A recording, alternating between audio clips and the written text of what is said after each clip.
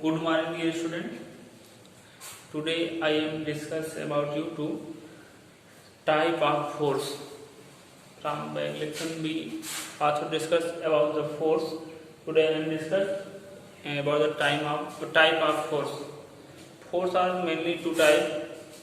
First, balance force. Balance force. So, what is balance force? Let us consider that a substance is put on a table. Two force acting F1 and F2, which is acting about opposite direction of the substance. Let us consider that S is substance.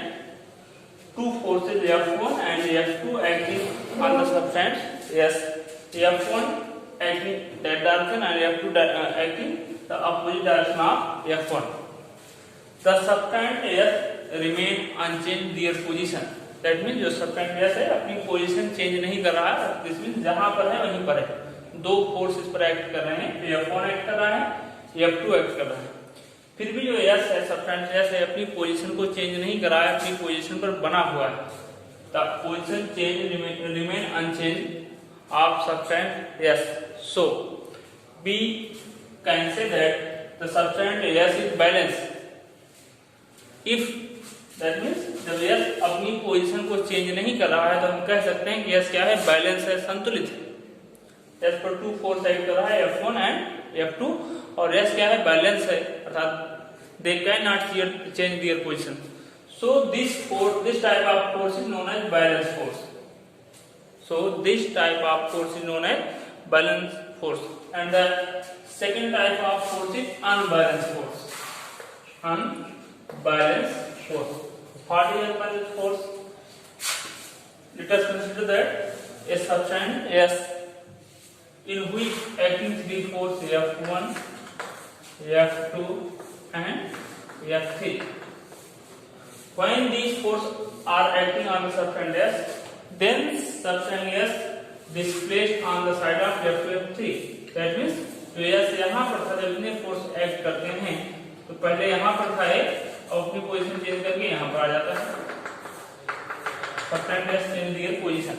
That means यहाँ अब displace हो रहा है, एक इस F2 और F3 force की direction में मूवमेंट कर रहा है.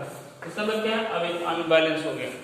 ठीक, सिंपल लैंग्वेज समझिए. इसे कोई भी सब्सटेंस, कोई पार्टिकल, कोई वस्तु है, उसको दो लोग पकड़कर खींच रहे हैं. वो लोग इधर खींचे, एक लोग इधर खींचे.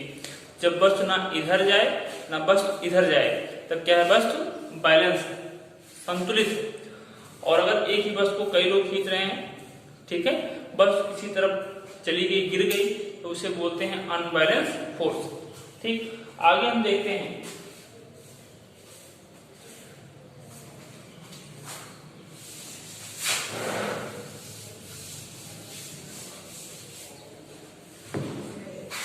न्यूटन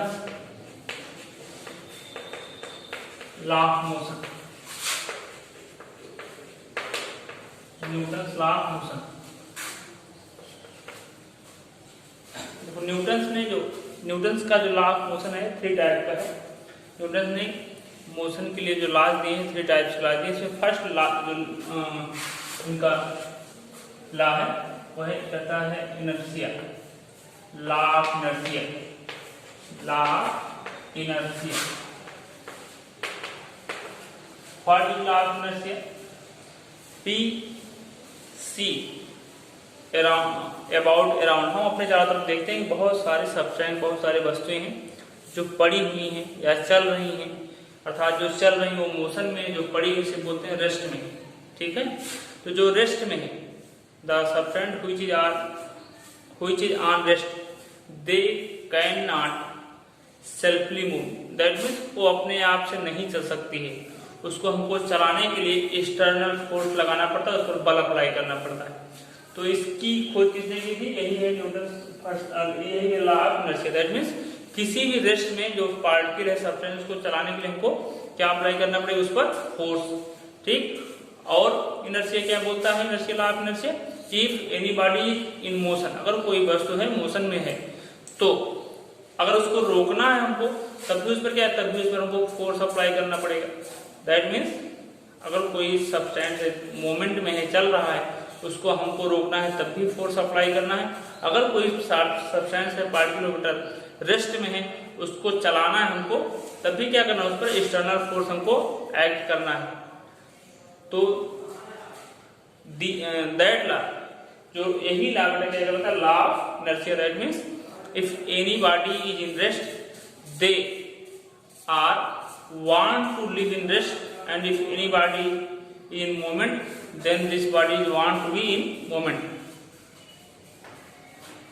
और यह पोजीशन कब तक बनी रहनी चाहिए, जब तक कि उस पर कोई एक्सटर्नल फोर्स अर्थात कोई बाह्य बल उस पर एक्ट नहीं करता है, तब तक they are want to remain unchange. वो अपनी पोजीशन को चेंज करना कोई भी सब्सटेंस नहीं चाहता है जब तक उस पर कोई एक्सटर्नल फोर्स वर्क ना करे। कोई भी सब्सटेंस है तब तक स्थिर रहेगा जब तक उस पर कोई एक्सटर्नल फोर्स वर्क नहीं करेगा। And this is known as law of inertia. ठीक। And the second law of Newton is